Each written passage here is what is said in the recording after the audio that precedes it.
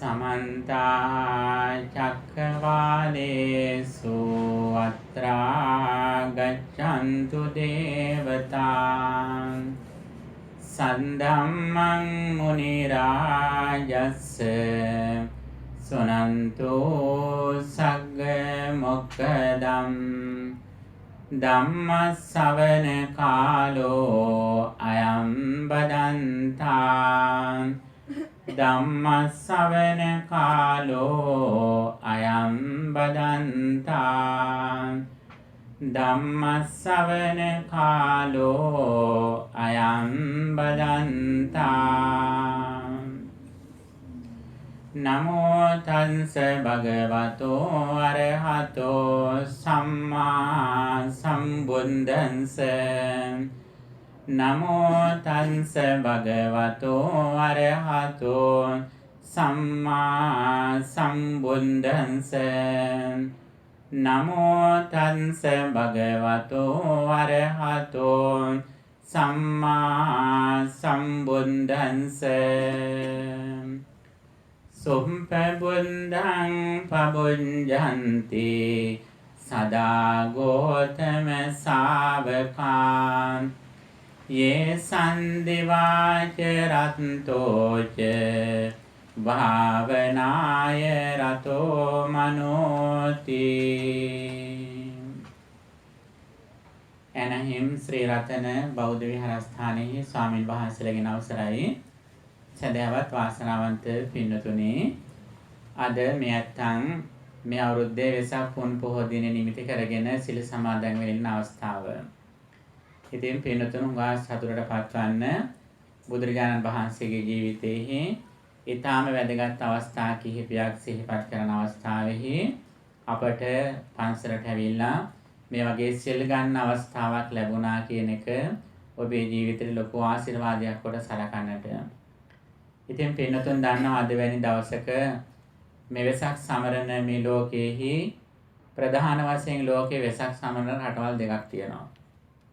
ඒ මොනවද? ඒ තමයි ඉන්දියාවත් ශ්‍රී ලංකාවත් කියන රටවල් දෙක. නමුත් මේ රටවල් දෙකේම අයට සැබෑ ලෙසම වෙසක් සමරන්න බැරි අවස්ථාවකයි ඉන්නේ.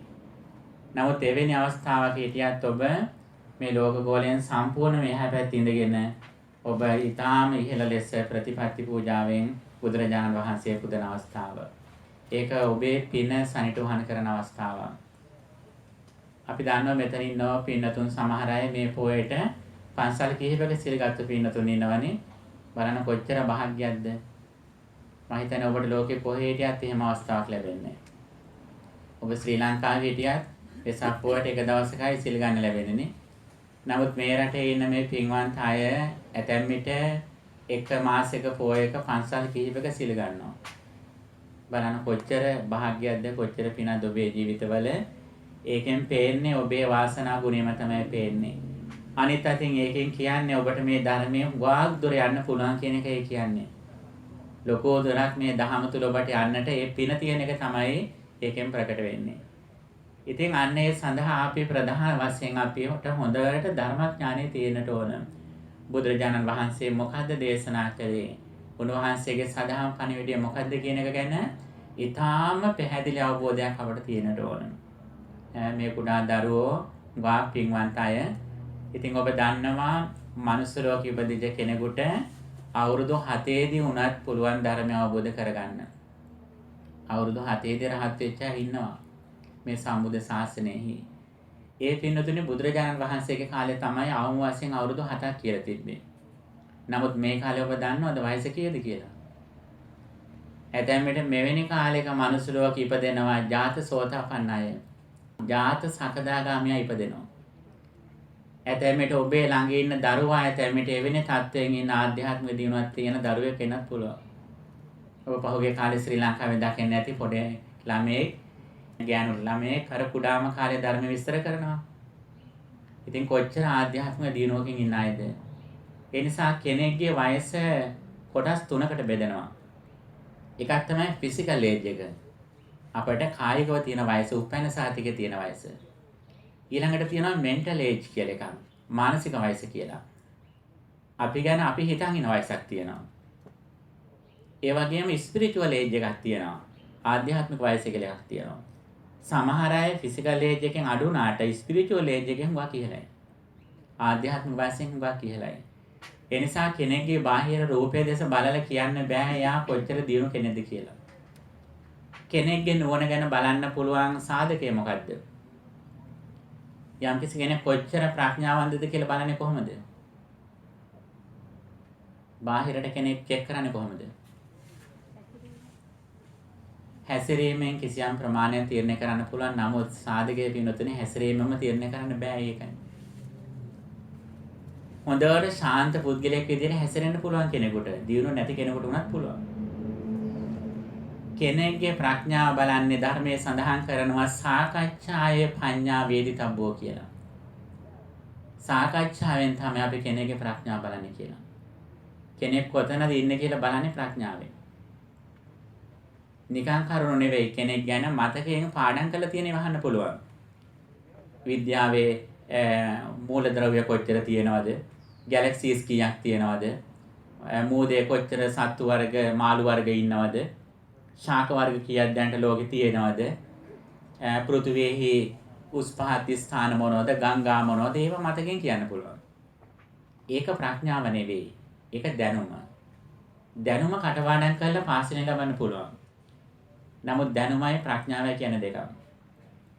අන්නේ ප්‍රඥාව කෙනෙක්ගේ බලන්නේ සාකච්ඡාවෙන් තමයි බාහිරට දැක ගන්න පුළුවන්කම තියෙන්නේ. එතකොට අන්න ඒ ප්‍රඥාව තමයි කෙනෙකුට තියෙන වටිනාම සාධකය වෙන්නේ. අපට ලස්සන රූපයක් තිබුණ කියලා විතරක්, අපි හොඳට අධ්‍යාපනය ලැබුණ කියලා විතරක්, අපට හුඟක් සල්ලි තියෙනවා කියලා විතරක් අපි දිනු වෙන්නේ නැහැ. අපි සාර්ථක වෙන්නේ නැහැ. අපි බලන්නේ අපේ ප්‍රඥාව, අපේ නුවණ, ජීවිතය ගැන කොහොමද බලන්නේ කියන එක ගැන තමයි. ඒකෙන් තමයි තීරණය කෙරෙන්නේ කෙනෙක් කොච්චර දක්ෂද, කෙනෙක් කොච්චර දියුණුවද, කෙනෙක් කොච්චරනම් සතුටෙන් ඉන්නවද කියලා බලන්නේ යාගේ ප්‍රඥාව මට්ටම අනුව. දැන් අපි ටිකෙන් ටික බලමු බුදුරජාණන් වහන්සේගේ ධර්මය අනුව අපි කොයිතරම් දුරට ප්‍රඥාවෙන් ඉන්නවාද කියන එක අපි බලමු සාකච්ඡා කරලා. ඒත් එක්කම අපි ධර්ම ශ්‍රවණය කියලා කියන්නේ නිකන් නෙවෙයි. දැන් අපිට හිතෙන්නේ ධර්මය අහලා දැන් මෙතෙන්දි බණ අහලා පස්සේ ගිහලා ප්‍රැක්ටිස් කරනවා කියලානේ. සාමාන්‍යයෙන් අපිට එහෙම තමයි හිතෙන්නේ. එහෙමත් කරනවා තමයි. නමුත් පින්නතුනේ ධර්මයේ තියෙන සුවිශේෂ ලක්ෂණයක් තමයි ධර්මයේ අහද්දීම තමයි ප්‍රැක්ටිස් එකක් යන්නේ. ඒ නිසා තමයි බුදුරජාණන් වහන්සේගේ කාලේ බොහෝ දෙනෙක් මාර්ගඵල ලැබුවේ. නිවන් දැක්කේ මාර්ගඵල ලැබුවේ S2 අරගෙන ඉන්නකොට.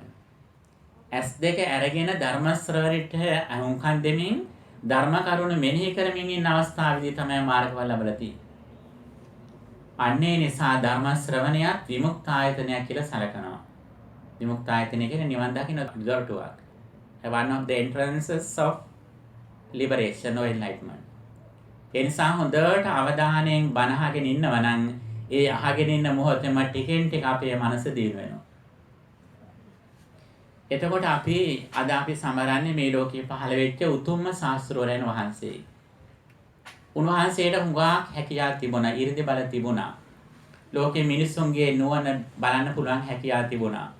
ලෝකේ වෙනත් ග්‍රහ ලෝක වලට 이르දි බලෙන් යන්න පුළුවන් හැකියාවක් තිබුණා. නමුත් ඒ සියල්ලටම වඩා අපි බුදුහාඳුරන්ට ගරු කරන්නේ උන්වහන්සේගේ ප්‍රඥාවට. ඇතැම් බොහොම සැඩපරුස පුද්ගලයන් দমনය කරන්න බුදුහාඳුර 이르දි බල පාලා තියෙනවා. සාමාන්‍ය 이르දි බල විතරක් නෙවෙයි. විශේෂයෙන් යමක මහා ප්‍රාතිහාර්ය වැනි එක පිට ශරීරයෙන් ගින්දරයි ජලයයි දෙකම පිට කරමින් බලාගෙන ඉන්න අය විස්මයටපත් කරන්න පුළුවන් හැකියාව බුදුහාඳුරන්ට තිබුණා. නමුත් ඒ සියලුම හැකියාවලට වඩා ඒ 이르දි ප්‍රාතිහාර්යයට වඩා බුදුරජාණන් වහන්සේ විශ්වාසය තිබෙ මොකක් පිළිබඳවද? දේශනා ප්‍රාතිහාර්යයට.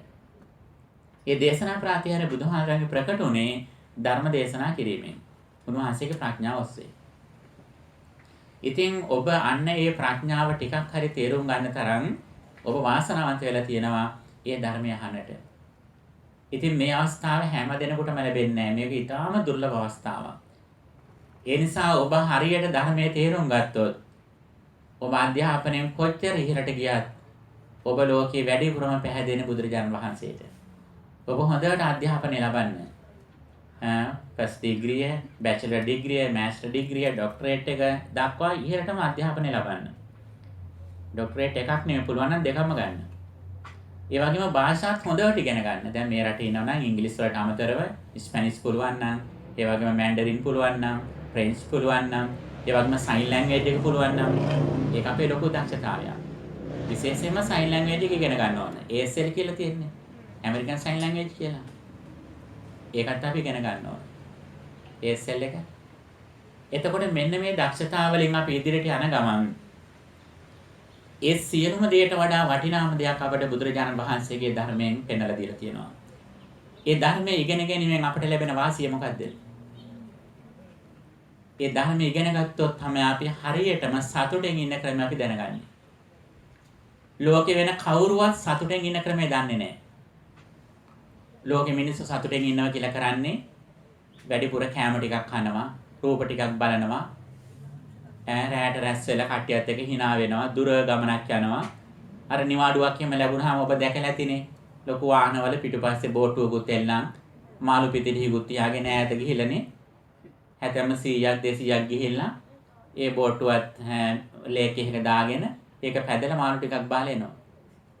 මෙහි අය සතුටු වෙන්නේ ඒවයි කරන්නේ. මෙහි අය මාළු බාලා සතුටු වෙද්දී අපි සතුටු වෙන්නේ කොහමද? අපි මාළුන්ට කෑම දාලා සන්තෝෂ වෙන්නේ අපි. බලන්න වෙනස. මෙහි අය හුඟා දුර පැය ගණන් දවස් ගණන් ඈත මහන්සි වෙලා සල්ලි වේදම් කරන් ගිහලා සතුටු වෙද්දී අපි සතුටු වෙන්නේ ගෙදරම. අපේ අම්මට තාත්තට සලකලා බුදුරජාණන් වහන්සේට බුද්ධ පූජා තියලා නැත්නම් පන්සලට ගිහිල්ලා භාවනා කරලා ස්වාමින් වහන්සේලාට දාන දීලා අපේ ආච්චිලා සීලට සලකලා අපි සතුටු වෙන්නේ එහෙමයි. බලන්න මේ සතුටේ තියෙන වෙනස. අර ඈත දුර ප්‍රදේශවල ගිහිලා සතුටු වෙලා නැයට පස්සේ පුළුවන් දේ ගැන හිතලා සතුටු වෙන්න. පස්සේ ගැන හිතනකොට සතුටක් නැහැ. හරි දුකක්. ලොකු වීදමුකුත් කරලා ලොකු මහන්සියකුත් වෙලා ඇතැම් විට ඒ විනෝද වෙන්න ගිහිල්ලා ඇවිල්ලා ආයි දවස් ගාණක් නිදියන වෙනවා මහන්සියට. නේද? බලන්න අපි අතින් කොච්චර වාසනාවන්තද අපට බුදුරජාණන් වහන්සේ දේශනා කරනව නියම විදියට Tamanට සලකන ක්‍රමය තමයි අපේ සිත සතුටෙන් තියා ගැනීම. අපේ හිත සතුටෙන් තියාගන්න නියම විදියට පුළුවන්කම තියෙන්නේ හිතට එන කෙලෙස් වලින් අපේ හිත ආරක්ෂා කරගන්නට ඕන. යම් කිසි දෙයක් ගැන දැඩි ආසාවක් තියෙනවා නම් අපට ඒ වෙලාවට අපේ හිතේ සතුට නැහැ. යම් කිසි කෙනෙක් ගැන අමනාපයක් තියෙනවා නම් ඒ අමනාපය තියෙන වෙලාවටත් අපට සතුට නැහැ. කෙනෙක්ගේ දිනුවක් ගැන අපට ඊර්ෂ්‍යා නම් ඒ වෙලාවේ සතුටක් නැහැ අපට. අපට හුඟක් මාන්නේ හිතේ තියෙනවා නම් අනිත් කෙනාට වඩා මං තමයි ලොකු, මට තමයි උපාධිය ඔක්කොම තියෙන්නේ, මං තමයි භාෂා හුඟක් දන්නේ, මං තමයි හුඟක් ලස්සන.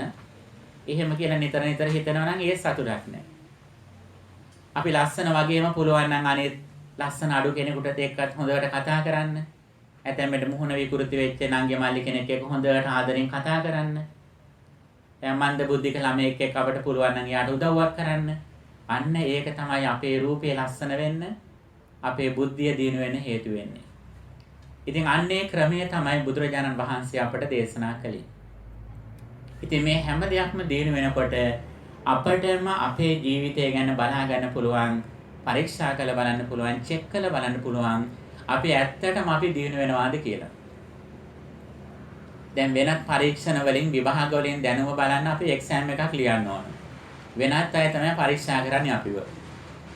නමුත් අපි දිනු වෙනකොට අපටම මිර එකක් තියෙනවා, කැඩපතක් තියෙනවා. අපිව චෙක් කරගන්න.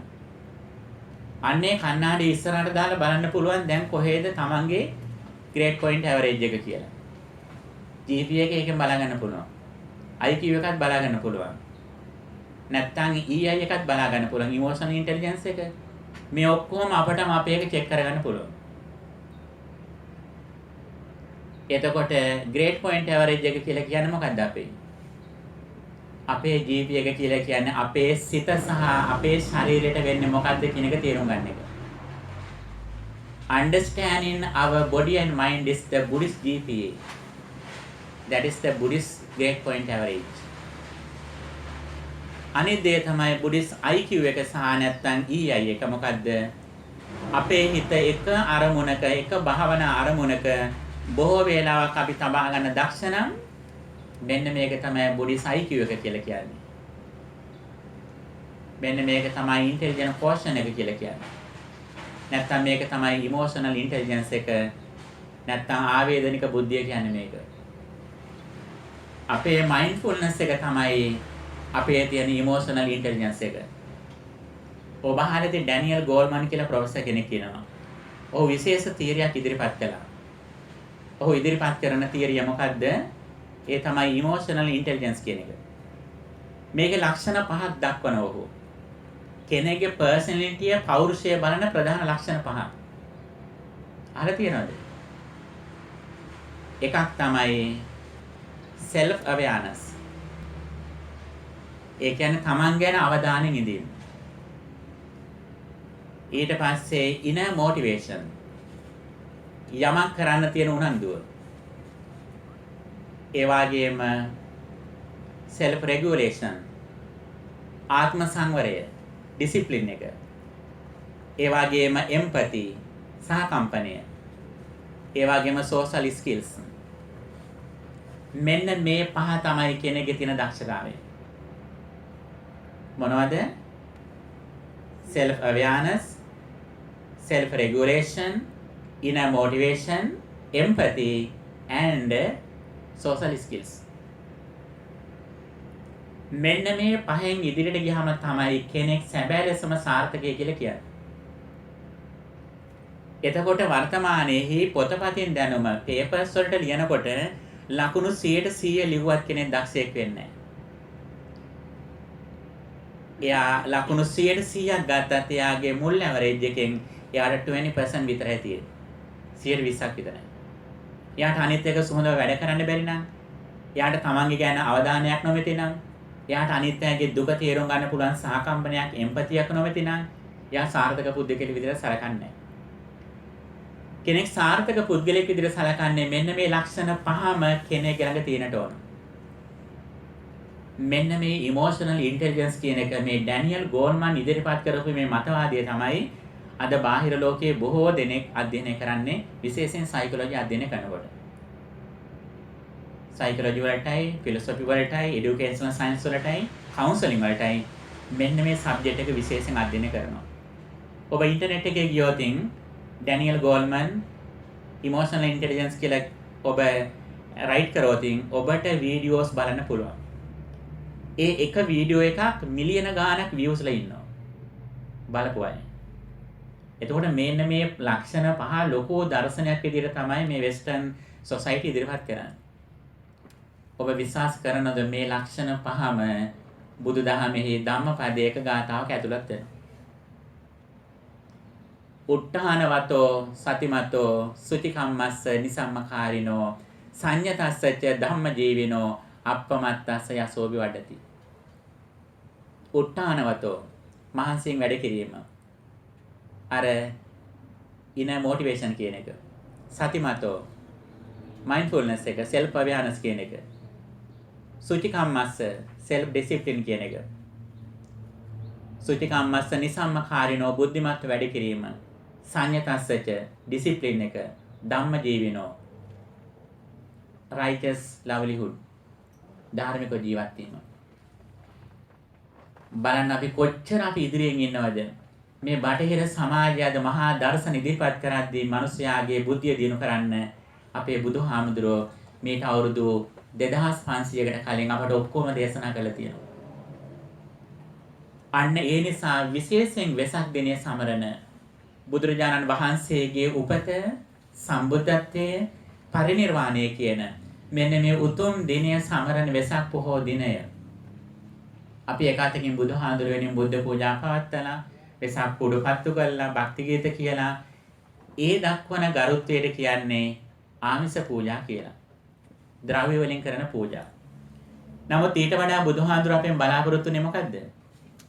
බුදුහාඳුර බලාපොරොත්තුනේ ප්‍රතිපත්ති පූජා. උන්වහන්සේගේ ධර්මය අහලා මේක ප්‍රැක්ටිස් කරන එක. අන්නේ ප්‍රැක්ටිස් කිරීමෙන් තමයි ඇත්තටම අපි බුදුහාඳුරන්ට ගරු කරන්නේ. එතකොට බුදුරජාණන් වහන්සේ දේශනා කරනවා ටිකෙන් ටික අපේ හිත දියුණු කරගන්න ක්‍රමය.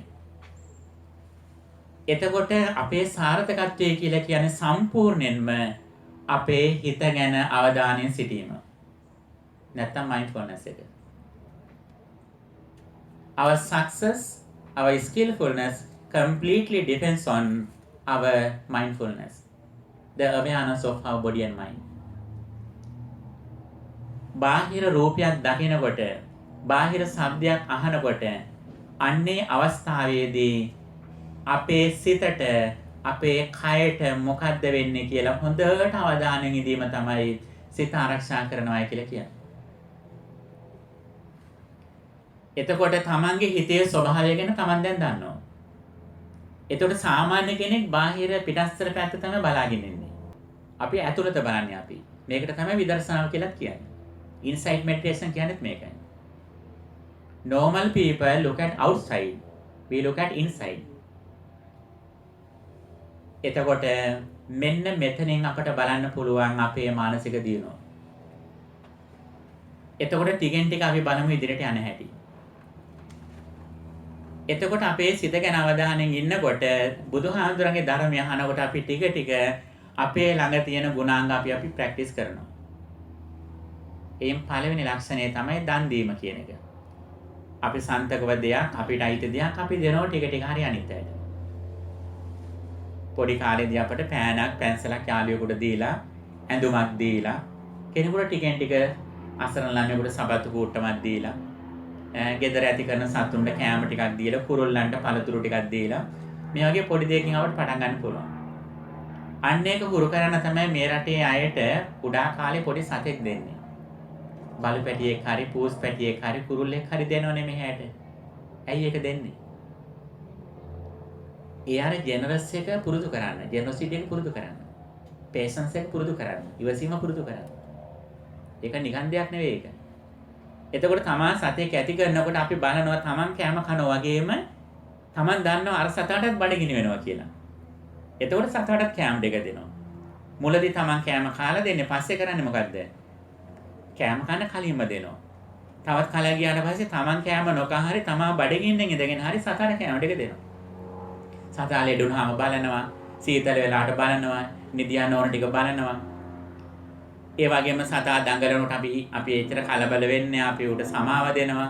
සතා දැම්මට ගේ ඇතුළට ඇවිල්ලා කැත කරනවා, අපි ඉවසගෙන ඒක අයින් කරනවා. මෙන්න මේ ටික ටිකෙන් ටික අපි පුරුදු වෙනවා. මෙතනින් තමයි ආරම්භ කරන්නේ.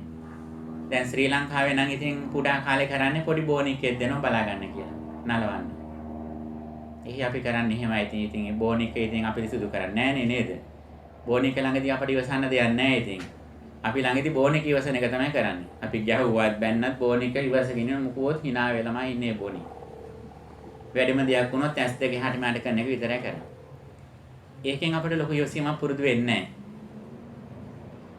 නමුත් මේ සජීවී සතෙක් ඇති කරනකොට තමයි ඇත්තටම ඒ ඉවසීම පුරුදු වෙන්නේ. ඒ දන් දීම අපි පුරුදු වෙනවා. ඊට පස්සේ අපි ටිකෙන් ටික අපේ ආච්චිලා සියලිනවා නම් ඒ ඇයට අපි අම්මා හදලා දෙන කෑම ටික අපි ගිහිල්ලා දෙනවා. නැත්තම් වැඩි හිටියා තමන්ගේ අම්මා තාත්තා ගෙදර ඉන්නවා නම් අත් දෙකෙන් මේ ටික දෙනවා එයාට සතුටෙන් දෙනවා. එයා හිත සතුට වෙන කතා කරනවා. තමන්ගේ වැඩි හිටියා අම්මලා තාත්තලා ශ්‍රී ලංකාවේ නම් ඉන්නේ එයාත් එක්ක දින කතාම කතා කරනවා. ඔය අපිට දුරකථන තියෙන ඒවට. දුර බැහැරේ නම් තාත්තාත් එක්ක කතා කරන්න. තමන්ට හුඟක් උදව් කරපෝ අයියලා අක්කලා ඉන්නවා නම් ඒ ඇත්ත එක කතා කරන්න තමයි දුරකථන හම්බෙලා තියෙන්නේ. දැන් මේ කාලේ හැටියට දිබ්බසෝත ඥානය වගේ එක. නේද? දුර ඉන්න ඇත්ත එක කතා කරන්න පුළුවන් හැකියාව තියෙන ඉතින් ෆෝන් එකෙන් ඒකත් ලොකු පිනකට තමයි ලැබිලා තියෙන්නේ. ඉතින් ඒකෙන් ප්‍රයෝජන ගන්න ඕන අපි. අපි වෙනේ ලොකු කැපවීමක් කරපුවා ඉන්නවනේ ජීවිතේ නේද? ඒ අයට අඩුවම ගානේ සතියකට සැරයක් හරි කතා කරන්න. කතා කරලා සැප දුක් අහන්න ඒ අයට කතා කරන්න පුළුවන් වෙලාව අහගෙන අඩුම ගානේ විනාඩි 2ක් හරි ඒ අයත් එක්ක කතා කරන්න. ඒක ලොකු සැනසීමක්. ඒ ශ්‍රී ලංකාවේ ඉන්න තමන්ගේ අම්මා තාත්තා වැඩි හිටියයට අඩුම ගානේ මාසෙට සැරයක්වත් ඒ අයට අවශ්‍ය කරන ආහාර පාන ටික වීලි ආහාර ටික දෙන්න බලන්න. ඒව කරනකොට තමන් දිනු වෙනවා. එතකොට මේව කරනවත් එක්කම අපි මේ දන් දෙනව විතරක් නෙවෙයි බුදුදහමේ දානීය පින්කමක් දානීය විතරක් නෙවෙයි ඒ දානීය භාවනාව කරගන්නත් පුළුවන්. ඒ කොහොමද? දානීය භාවනාව කරගන්නේ කොහොමද? Generosity not only a generosity, but we can use it as a meditation technique. Buddha says contemplating on generosity is one of the meditation techniques. ඒ තමා දන් දීපු දේවල් ගැන හිතීම භාවනාවක් ඒක. ඔබ කාට හරි උදව්වක් කළා තියෙන ඒවා නිතරම තමයි හිතන්න. අනිත් ඈත් එක නොකියුවට කමන්නේ මං අහවලට සැලකුවා කියලා. තමන්ම හිතන අනේ මම මෙයාට උදව් කරා මං ලේ දන් දුන්නා මං ශ්‍රම දාන කළා තියෙනවා මං පන්සල ඇවිල්ලා සුද්ධ කළා කියලා නිතර හිතන්න. ඒ හිතනකොට තමන්ගේ හිත හරීම පිරිසිදුයි. දැන් සමහර අය ශ්‍රී ලංකාවේම ඉන්න හුඟක් වාර ගානක් ලේ දන් දීපු අය.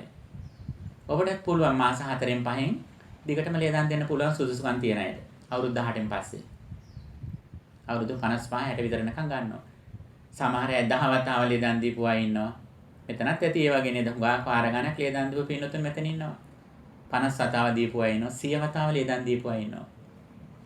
එතකොට අන්න ඒ පින්කම්වල ලක්ෂණය තමයි අපි මේ පින්කම කළ ඉවරනාට පස්සේ සමහර කාලවල අපිට ඒ වගේ දන් දෙන්න බෑ.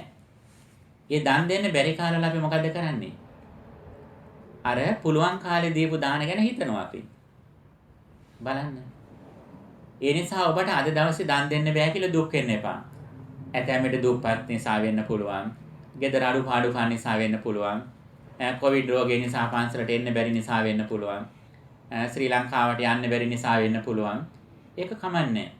ඔබ දීපු දාන තියනවා නම් ඒව නිතර මේ ගැන හිතන්න. අම්මට තාත්තට සලකපු හැටි, අසරණයට පිහිට වෙච්ච හැටි, ලේදන් දීපු හැටි, ශ්‍රම දාන පවත්වපු හැටි, ධර්ම දානමේ පින්කම් කරපු හැටි මේව නිතරම හිතන්න. හිතනකොට තමන්ගේ සිතේ කුසලයේ දින වෙනවා. අන්නේ කුසලයේ නිසාම ඒ හිතේ පිරිසුදු බව නිසාම අපේ ශරීරයත් හුඟක් නිරෝගී වෙනවා. හුඟක් ලස්සන වෙනවා. මේ හිත ලස්සන වෙනකොට ශරීරයටත් එක දැන් හුඟක් වයස ගියාට වයස පේන්නේත් නැහැ. එතකොට බාහිර හුඟක් ආලේප වර්ග ගන්න ඕනේ නැහැ එච්චර. තමන් ප්‍රകൃතියම ලස්සන වෙනවා එතකොට. එතකොට බලන්න පින්නතුනේ මෙන්න මේ දාණයෙන් අපි ටික දිනු කරගන්න හැටි. ඒ දාණය අපිට කොටස් තුනකට දෙන්න පුළුවන්. දානීය ප්‍රභේද තුනකට බෙදලා තියෙනවා. මොනවද? ඒ තමයි ආමිෂ දාන, අබේ දාන, ධර්ම දාන කියලා. ආමිෂ දාන කියන්නේ giving materials. භෞතික වශයෙන් දෙන ඒවා. අබේ දාන කියලා කියන්නේ giving lives. ජීවිත දාන දෙන්න. මරණයට ලක් වෙන්න ඉන්න සත්තු ඉන්නවා නම් ඒ මරණය නිදහස් කිරීම. දැන් අපේ ගෙදරදී අපේ කොමඩ් එකේ වැටිච්ච සතෙක් ඉන්නවනම් කුඹියේ ඒ සතා වුණත් අපිට බේරන්න පුළුවන්. සින්ක් එකේ වැටිච්ච සත්තු ඉන්න ඒ සත්තු බේරන්න පුළුවන්. සින්ක් එකට උණු වතුර දානකොට අපි එකපාර උණු වතුර දාන්නේ නැහැ. ඒ සින්ක් එකේ බටේ කුඩා සත්තු ඉන්නවා. අපි දානකොට වතුර වල ඒක අඩු කරලා දාන්නේ.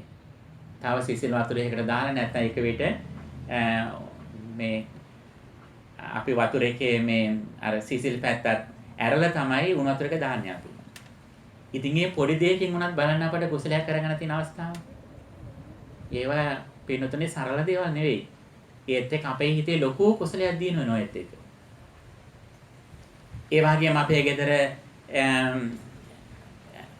වාදන ටික සෝදන ඉඳුළු වතුර ටික අපේ ගෙදර වත්තේ ඉඩ තියෙනවා නම් වැඩිපුර ඉඩ තියෙන වත්තක් නම් ඒ වාදන ටික ඔක්කොම ඉඳුළු ටික එක වාදනයකට දාලා හොදලි වුණාට පස්සේ අපිට ඒක වත්තේ අයින් කෙලවරකට දාන්න පුළුවන් ගිහිල්ලා. ඒකේ තියෙන බත්තට හුඟා සතු අනුභව කරනවා. එතකොට ආමිෂ දාන විදිහට දෙන්න පුළුවන්. අබේ දානට විදිහට සතු බේරන්න පුළුවන්. ඒ වගේම ධර්ම දානය කියලා එකක් තියෙනවා. gift of ධම්ම. සබ්බ දානං ධම්ම දානං ජිනාති කියලා කියනවා. The gift of ධම්ම excels all other gifts කියලා. දහම් පොතපත පූජා කිරීම, ධර්ම දේශනා කරවීම, CD ආදී පූජා කිරීම, දේශකයන් වහන්සේලා වඩම්මවල ධර්ම දේශනා සංවිධානය කිරීම, ධර්මශාලා ඉදි කිරීම, ධර්මාසන පූජා කිරීම, මේ ශබ්ද විකාශනාන්තර පූජා කිරීම, මේ ඔක්කොමයි ධර්ම දානමේ පින්කම් වලට. එතකොට දාන අතුරින් ඉහළම දානය තමයි ධර්ම දේශනාවෙන් කරන දානය. ඇයි ඒකට හේතුව? ඒ කියන්නේ ආහාර පානයක් දුන්නොත් වෙන දෙයක් දුන්නොත් ඒක ටික කලයි. නමුත් ධර්ම දානය දීලා හොඳ බණක් කියලා කෙනෙක්ගේ ආකල්ප වෙනස් කරවතින් කෙනෙක්ගේ විෂන් එක කෙනෙක්ගේ ඇටිටියුඩ් එක වෙනස් කරොත් එයාගෙන් විශාල සේවයක් ලෝකෙට වෙනවා.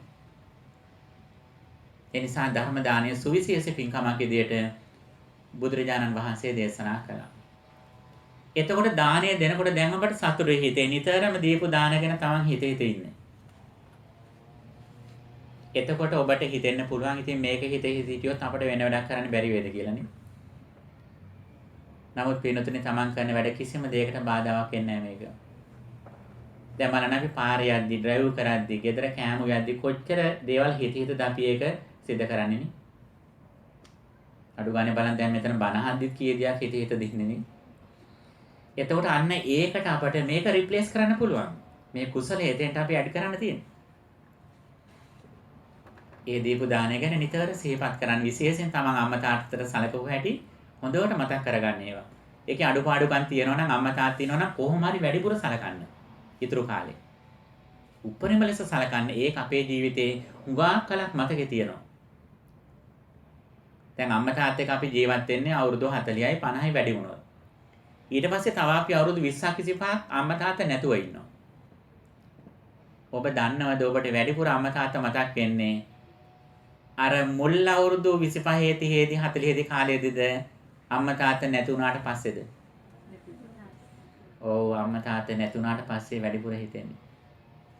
ඇතැම් විට අම්මා තාත්තා එක්ක ගෙදර එකට හිටියත් අම්මා තාත්තා ගැන එච්චර හිතන්නේ අපි වෙන දේවල් කරන්නේ ඉගෙන ගන්නවා යාළුවොත් එක්ක වැඩ කරන ඒවා කරන්නේ. අම්මා තාත්තා ගැන වැඩිපුර හිතන්නේ යන්නේ නැති වෙච්ච කාලෙට. හිතෙනකොට මොකක්ද අපට වෙන්නේ? ඔව් අපට ඇතැම් විට දුකයි. අනේ පුළුවන්කම තිබිදී සලකන්න එච්චර බැරි වුණා නේද කියලා. එහෙම දුක් වෙන්න ඕනේ නැහැ පින්නතුනි. Taman සලකපු විදියට සතුටු වෙන්න.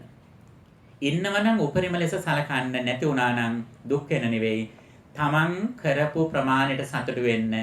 ඒ වගේම පින්කම් කරලා පින් අනුමෝදන් කරන්න යාට. එතකොට අම්මා තාත්තා නැති වුණාම අපට වඩාත්ම සතුටු වෙන්න පුළුවන්කම තියෙන්නේ ඒ ඉන්න කාලේ පුරවාන් කරන් ඒ සතුටු වෙන විදියට ඉන්න. කුඩා කාලේ හොඳට ඉගෙන ගන්න එක තමයි එයාට කරන ලොකුම දවුව.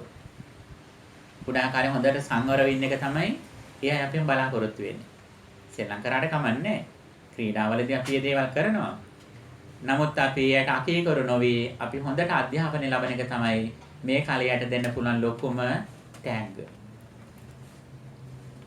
එතකොට අපි මේ සඳහන් කළේ අපි මේ දීපු දාන ගැන නිතර හිතනකොට ඒකත් භාවනාවක් වෙනවා. ඒකෙන් තමන්ගේ හිත පිරිසිදු වෙනවා. මෙහෙම කළා අපි තව තවත් ඉදිරියට යනකොට අපි ටික ටික අපේ කායික වාචික සංවරය නැත්තම් සිල්වන්ත බව ඇති වෙනවා.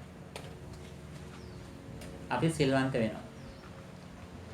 අන්නේ සිල්වන්ත භාවයේ ඩිසිප්ලින් එකේ වර්චුව් එකේ නැත්නම් මොරල් ඩිසිප්ලින් එකේ මොරැලිටි එකේ primary quality මොකද්ද?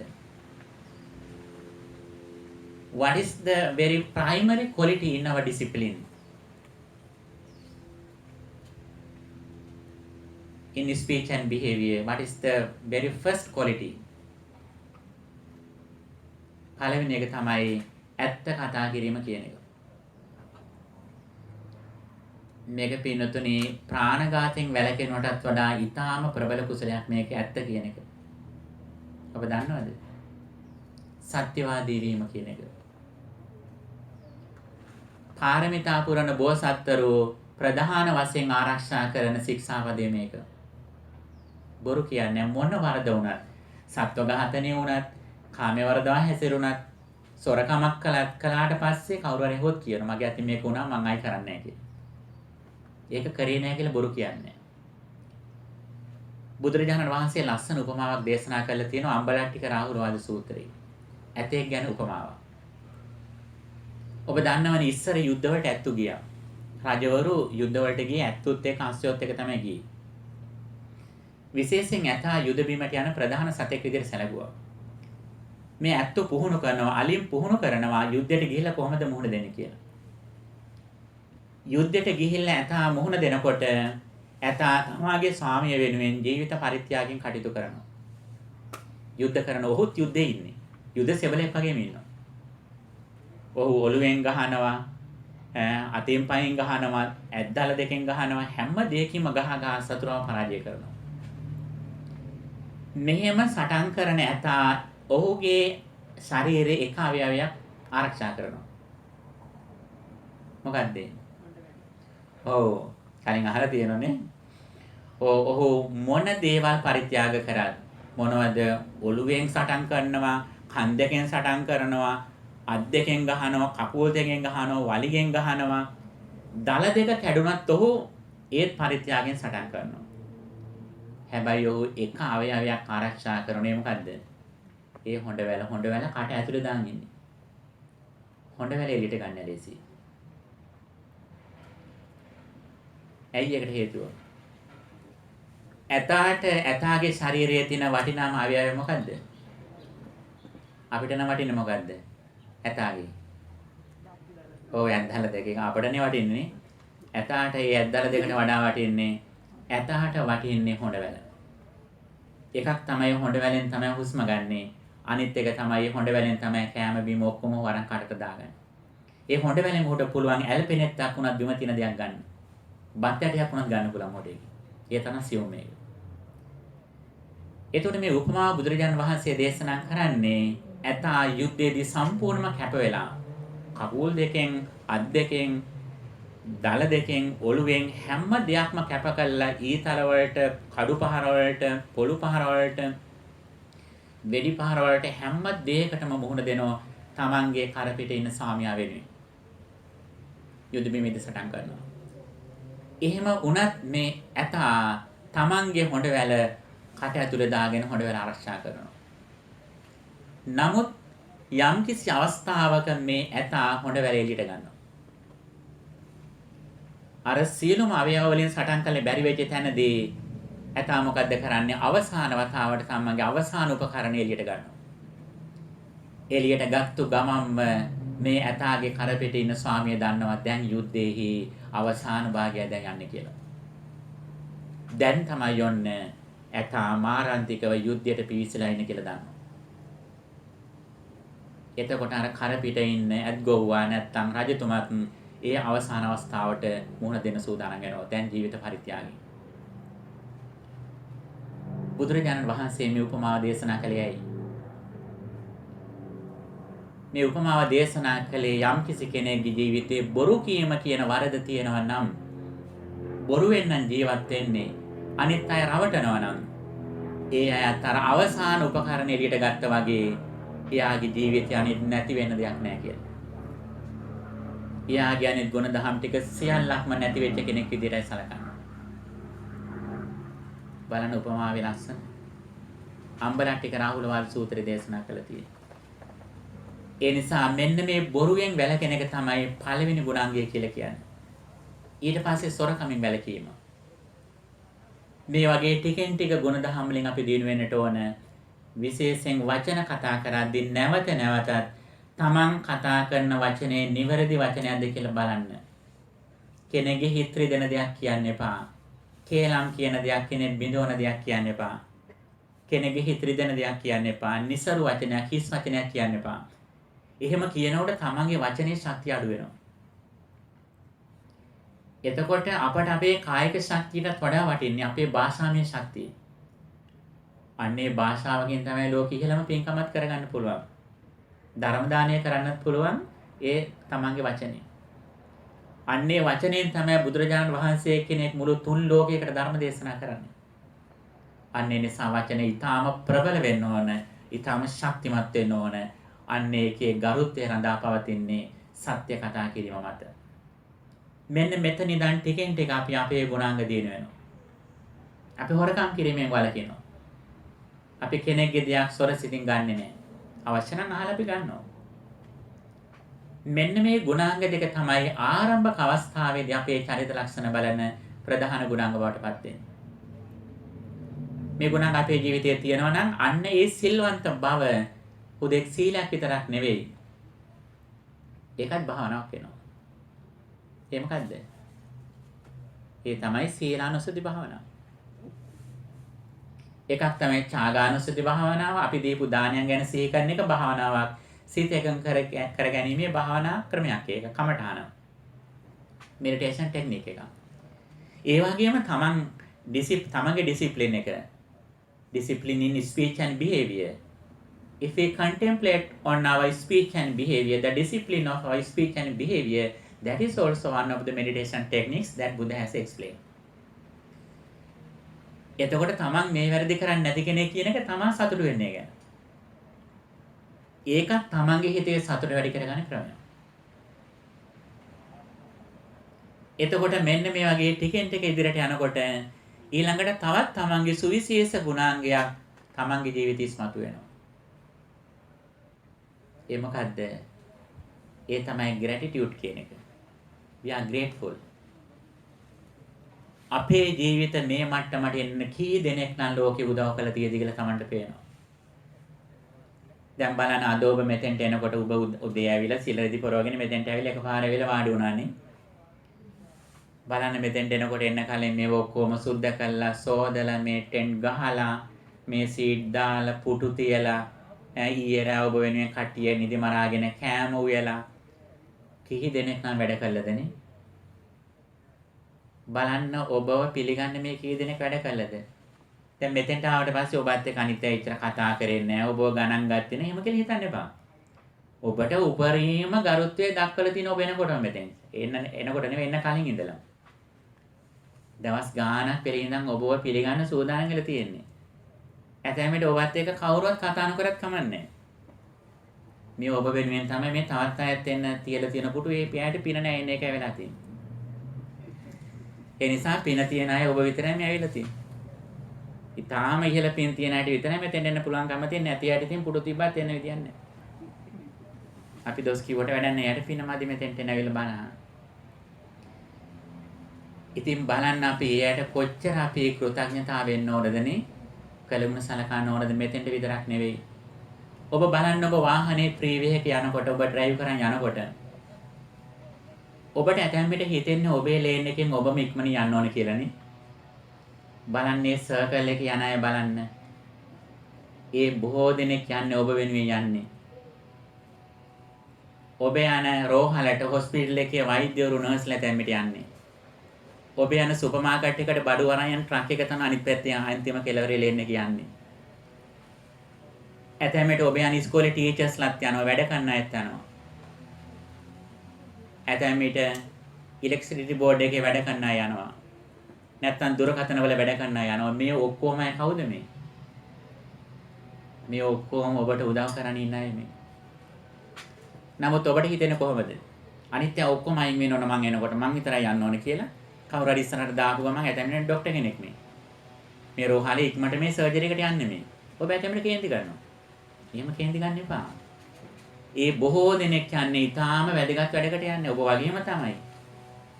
ඇතැමට ඔබටත් වඩා වටින වැඩකට තමයි බොහෝ දෙනෙක් යන්නේ. ඔබේම ඥාතින්ට සලකන්නේ කට්ටිය යන්නේ. අර පාරයිනේ වැඩ කරන්නේ නැහැ බලන්න. කන්ස්ට්‍රක්ෂන්ස් කියලා බෝඩ් එකක් තියෙනවා ටිකක් දුකයිනේ අනේ අද වේගෙන් යන්න බෑ කියලානේ. බලන්න මේ කට්ටිය ආවේ ඉඳගෙනනේ සීතලේ ඉඳගෙන ඔබ වෙනුවෙන් පාර හදන්න. ඉතින් පොඩ්ඩක් ඉවසගෙන යන්න. එතකොට මෛත්‍රී වඩම් යන්නනේ. සුවපත් වෙත්වා සුවපත් වෙත්වා කියලා. නේද? ඒ ඔබ වෙනුවෙන් බලන්න ආවේ ඉඳගෙන සීතලේ ඉඳගෙන අර තොප්පි දාගෙනනේ වැඩ කරන්නේ. ඒ ඔබට ලස්සනට පාර හදන්න තමයි කැඩිච්ච තැනින් හදන්නේ. නැත්නම් තව ලේන් එකක් ලොකු කරන ඔබට වේගෙන් යන්න. ඉතින් බලන්න පින්නතුනි ඒ සාමාන්‍ය විතරක් නෙවෙයි. ඔබ මේ ලෝකයට එන විට බලන්න මේ මහා මාර්ග හදලා නේද? ගංගා උඩින් පාරවල් හදලා වාහන නිෂ්පාදනය කරලා නොයෙක් උපකරණ හදලා දුරකථන රූපවාහිනී නොයෙක් දේවල් හදලා ඔබ එනකන් මේ ලෝකය බලාගෙන හිටියව දෙන්න. අවුරුදු 10 ගාණක් රිසර්ච් කරලා ඉහළටම ඩෙවලොප් කරලා ඔබ එනකොට හිතන්න එපා ඔබේ අම්මා කොට්ටයක් මහලා ඇඳක් වෙන් කළ විතරක් හිටියේ කියලා. දුවක් නම් රෝස පාට ඒව පුතෙක් නම් නිල් පාට ඒව විතරක් ඇඳුම් ටිකක් විතරක් හදාගෙන හිටියා කියලා හිතන්න එපා. ඊට වඩා තව බොහෝ දෙනෙක් ඔබ වෙනුවෙන් ඔබ පිළිගන්න මේ ලෝකයේ හුඟක් වැඩ කරලා තියෙනවා.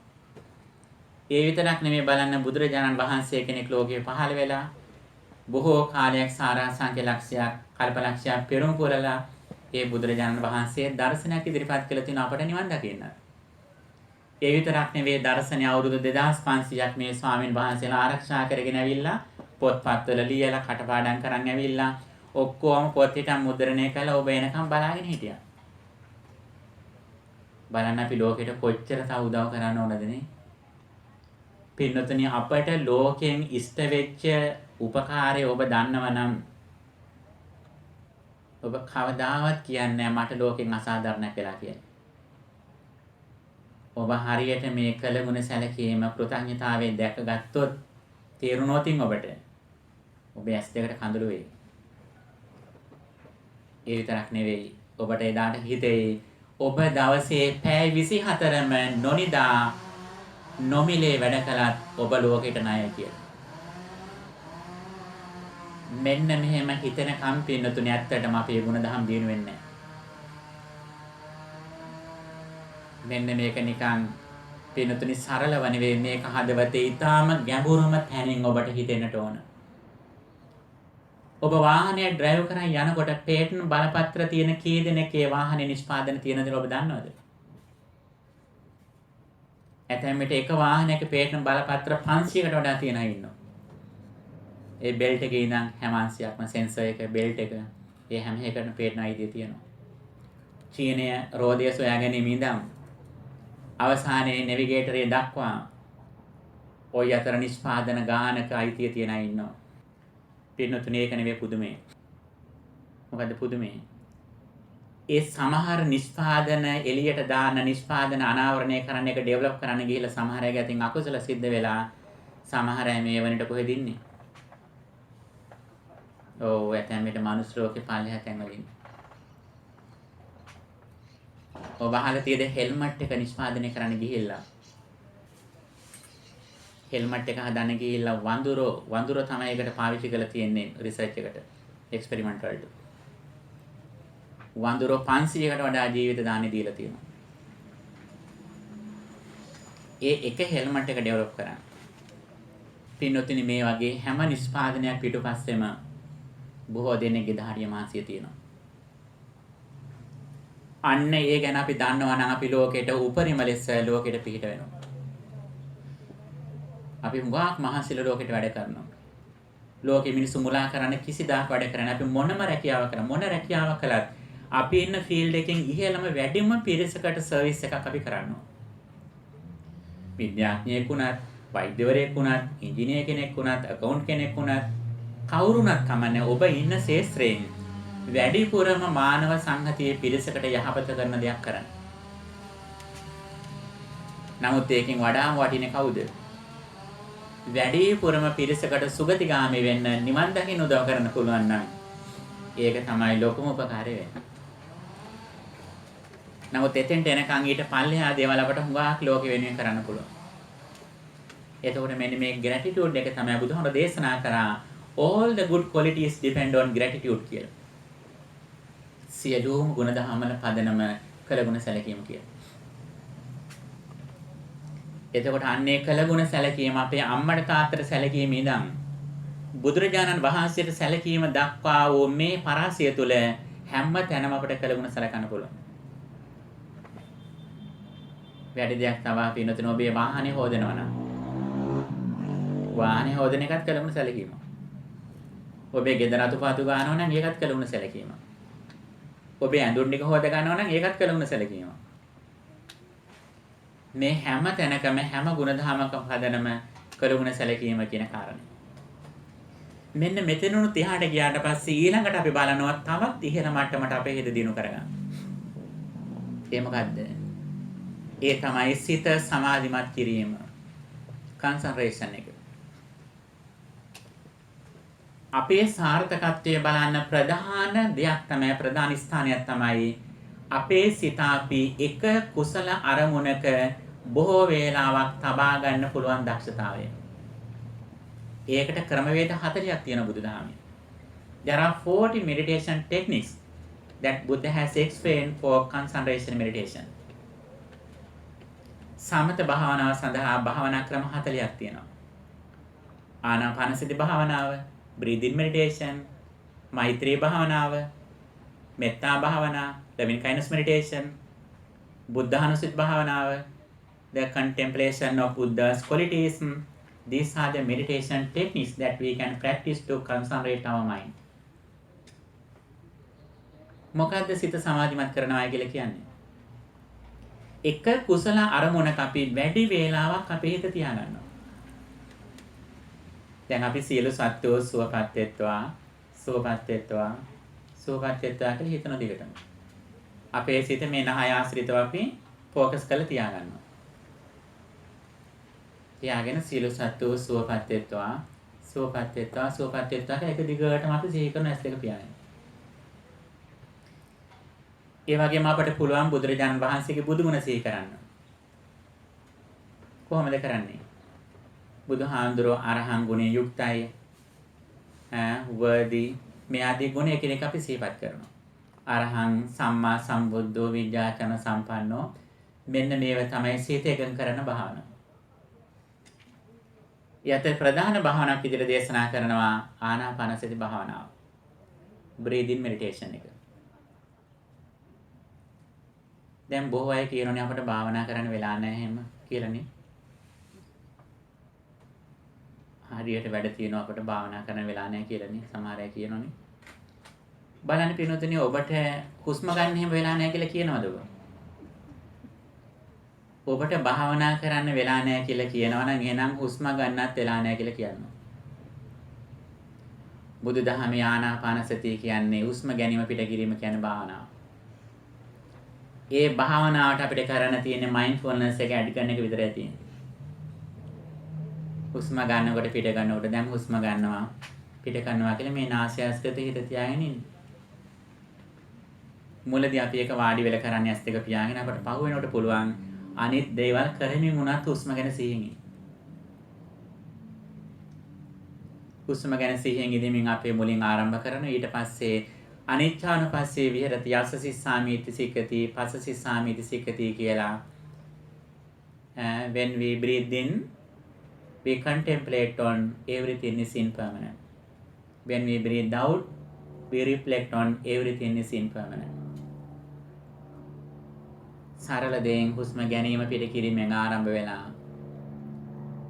අපි හුස්ම ගන්න පිට වෙනකොට මේ සියලුම දේවල් ඇති වෙලා නැති වෙනවා කියන විදර්ශනා භාවනා දක්වාම යන්න පුළුවන්.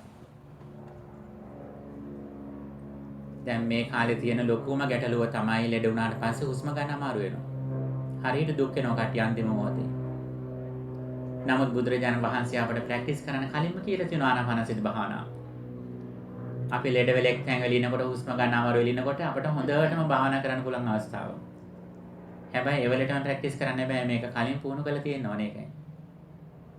කලින් පුහුණු කරලා තියෙනවා නම් එදාට අපට ඒ අන්තිම මොහොතත් භාවනාවක් කරගන්න පුළුවන්. දැන් ඉස්සර ලෙඩ වුණාම සමහර අය බලන්න අපි ගියා නේද? මල් එහෙම අරගෙන ගියා නේද ලෙඩ වෙච්ච අය බලන්න. කැම බීමෙම අරගෙන ගිහලා කාමරයක ඉන්න අය බලලා ආව නේද? මගුල් ගෙදරකට යනවා වගේ යන්නේ ලෙඩ බලන්න යන. නමුත් දැන් පිනතුනේ එහෙම කරන්න බෑ අපට. දැන් ලෙඩ ඇතුළු වෙන තැන විතරයි දෙන්න පුළුවන් යන්න පුළුවන්. ඊට පස්සේ ඉතින් ඉස්පිරිතාලෙන් කතා කරලා අහන්න ඉතින් තාම ඉන්නවද නැද්ද කියලා විතරයි බලන්න පුළුවන්. අන්තිම මොහොත වෙන විට අපට ඥාතින් නෙවෙයි ටීවී එක වෙනද ටීවී එක බල බල හිටිය ලෙඩ වුණාම අද ටීවී එක ඕනෙත් නැහැ. නැත්තම් හෑන්ඩ් ෆෝන් එකෙන් කතා කරගෙන හිටිය අද ඒකත් ඕනේ. අද මොකක්ද ඕනේ? අද ඉල්ලන්නේ ඔක්සිජන් සිලින්ඩර් එක විතරයි ඉල්ලන්නේ අද. ජීවිතේ සරල නෑ. හොඳට මතක තියාගන්න. හිතන්න එපා වැක්සින් එක ගත්තා අපි සේෆ්ටි කියලා. මේ වැක්සින් එක එක්ස්පයර් වෙන තා වැඩි දවසක් යන්නේ නැහැ. මේකේ version එක වෙනස් වෙලා වෛරස් එක යතෙන් මේට තව එකක් දෙන්න වෙනවා.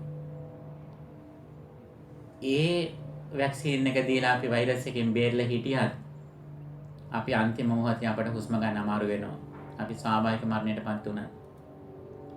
අන්න ඒ මොහොතේ සාර්ථකව ගත කරන නම් අපි කලින්ම මේක පුහුණු කරලා තියෙන්න ඕන. අපට අන්තිමටම වටින්නේ අපි ගන්න හුස්ම ටික. අන්නේ හුස්ම ටිකට අපි සතිමත් බව එකතු කරවතින් මයින්ඩ්ෆුල්නස් එක අපි එකට ඇඩ් කරවතින් අපි තමයි මේ ලෝකේ ඉන වාසනාවන්තමයි වෙන්නේ. එතකොට අන්නේ ආනාපාන සතිය හිත සංවර කරනකොට මොකද්ද වෙන්නේ? අපේ හිත ටිකෙන් ටික තැම්පත් වෙනවා. හිත සමාධිමත් වෙනවා. හිතේ සතුට වැඩි වෙනවා, සැපේ වැඩි වෙනවා.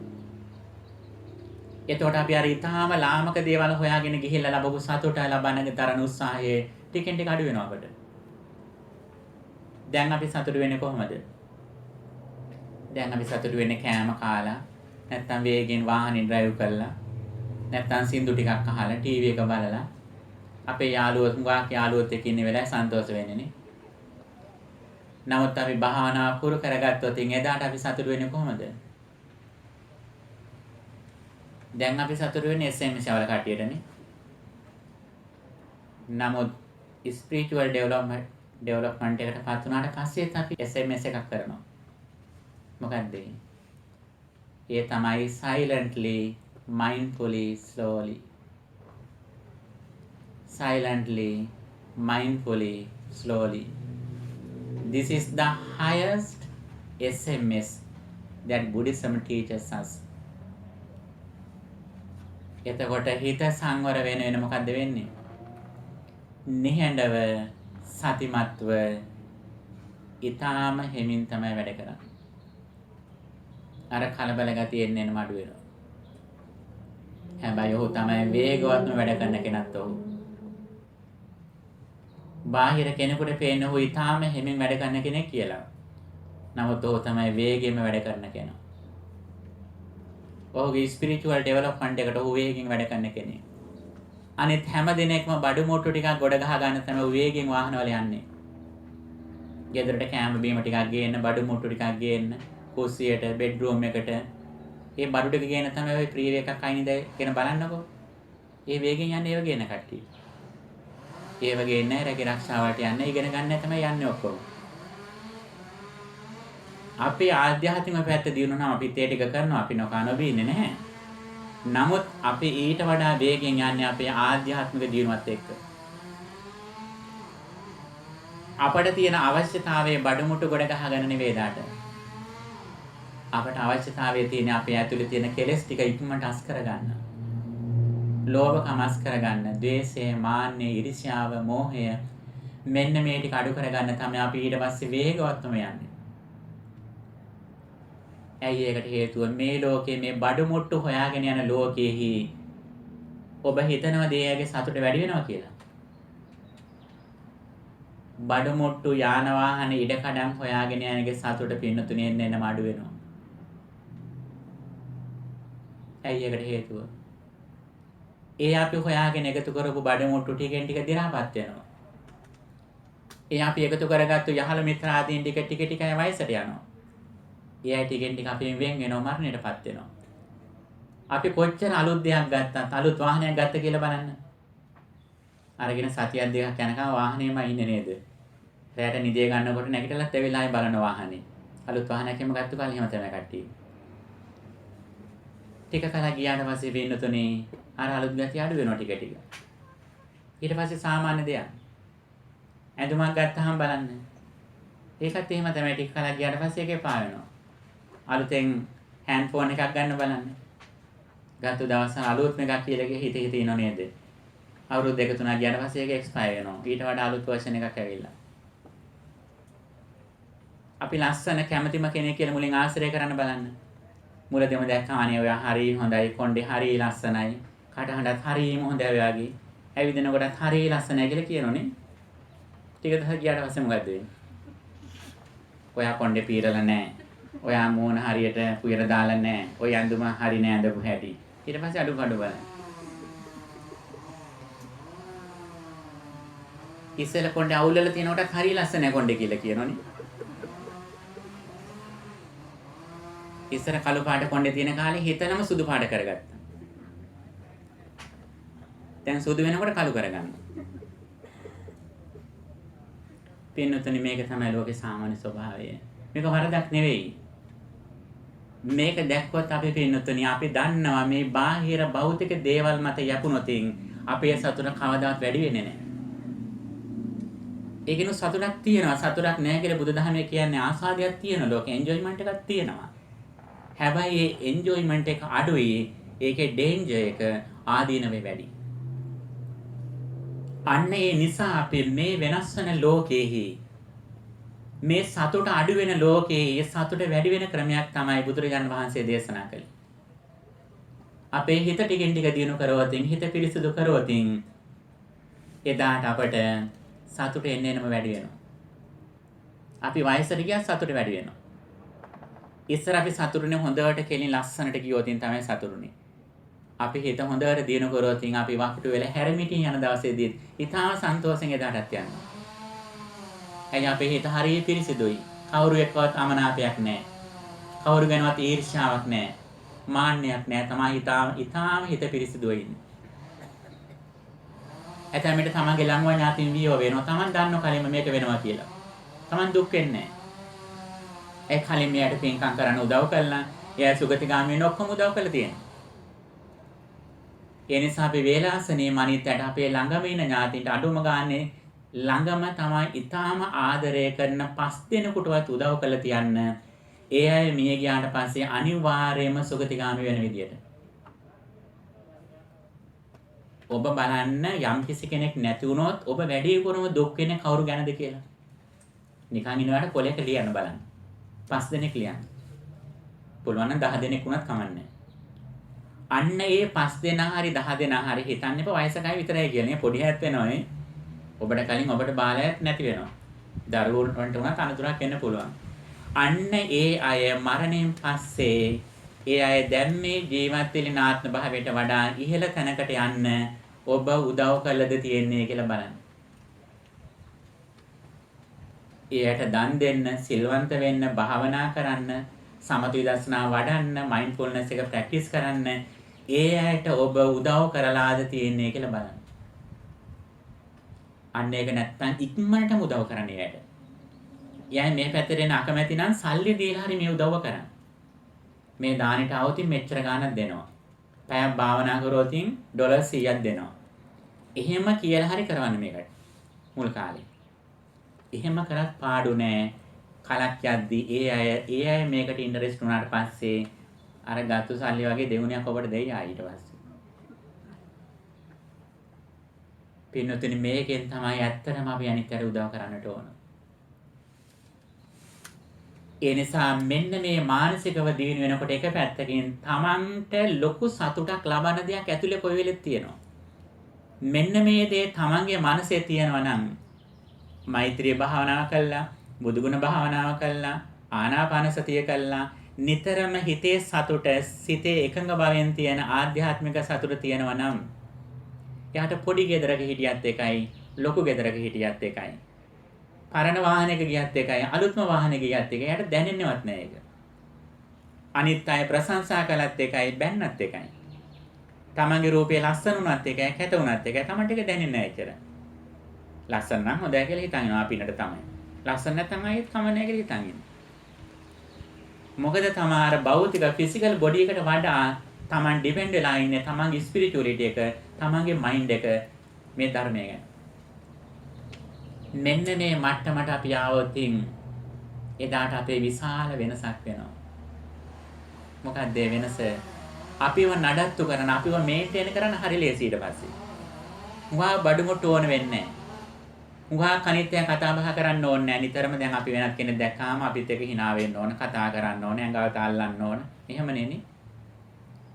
අපිට කෑම කන වෙලාවක් නම් කෑමට වීදුරු අල්ලන්න ඕන, කෑම කන්න එන්න කියන්න ඕන. මේව නෙනේ. එහෙම නොකියුව දුක හිතරනේ.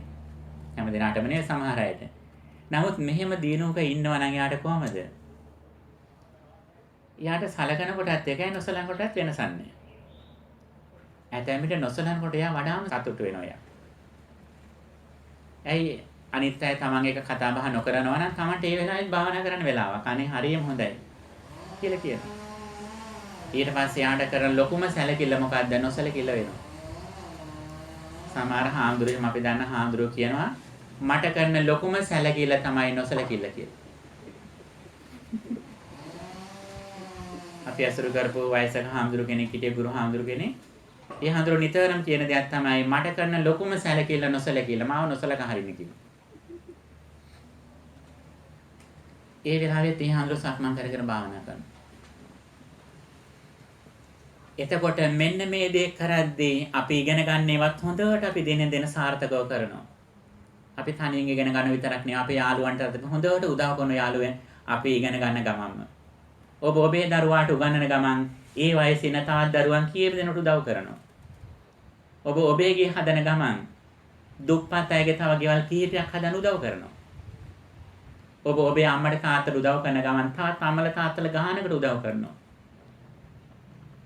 ඒ විතරක් නෙවෙයි ඔබේ ශ්‍රී ලංකාවේ නම් ඔබේ ගමේ ඉන්න දුප්පත් ගෙවල් 4-5කට ගෙවල් 10කට ඔබට උදව් කරන්න පුළුවන්. දුප්පත් ළමයෙකුට දෙන්නෙකුට පොට්ටි කරන් දෙන්න පුළුවන්. මේ උගා දේවල් ඔබට ඉන්නේ එකම දරුවා නම් ඒ දරුවාගෙන් ලබන සතුට වගේ තවත් 10 ගුණයක් විතර සතුටක් ඔබ ලබනවා තවත් දරුවෝ 10කට උදව් කරලා. ඔබට දරුවෝ එක්කෙනෙක් ඉන්නවා නම් ඒ දරුවට විතරක් උදා කරොත් ඒ සතුට විතරයි ඔබට තියෙන්නේ. ඔබට එක දරුවෙක් ඉඳිදී තව දුප්පත් දරුවෝ 5 දෙනෙකුට උදව් කරන්න පුළුවන් නම් ඔබේ දරුවා වගේම අර දරුවෝ 5 දෙනෙක් තමන්ගේ දරුවා වගේ දකින්න පුළුවන්. ඒ දරුවා 5 දෙනෙක් විභාග සමත් වෙනකොට ඔබේ දරුවා පාස් වෙනවා වගේම සතුට වෙන්න පුළුවන් ඔබට.